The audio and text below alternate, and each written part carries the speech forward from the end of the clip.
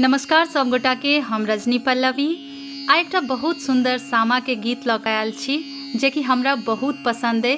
तो चलू सुने छी।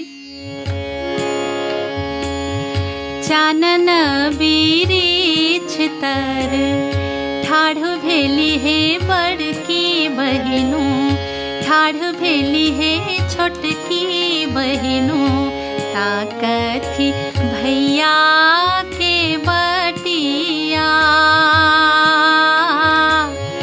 चानन बिरिछ तर ठाढ़ भेली हे बड़की बहिनू, ठाढ़ भेली हे छोटकी बहिनू, ताकथी भैया के बटिया।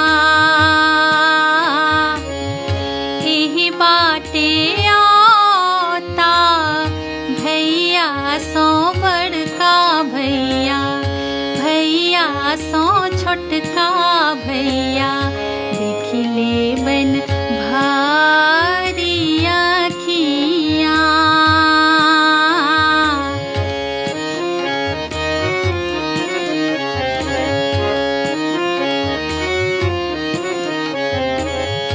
पैर पकड़ू जूनी कानू, बहिनों सो बड़की बहिनों, बहिनों सो छोटकी बहिनों, फाटत मोर छतिया।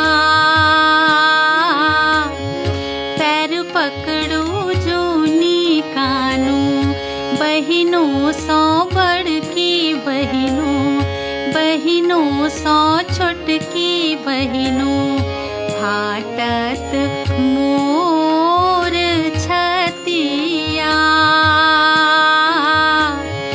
चानन बिरिछ तर ठाढ़ भेली हे बड़की बहिनों, ठाढ़ भेली हे छोटकी बहिनों, ताकथी भैया के बटिया। ताकथी भैया के बटिया, ताकथी भैया के बटिया।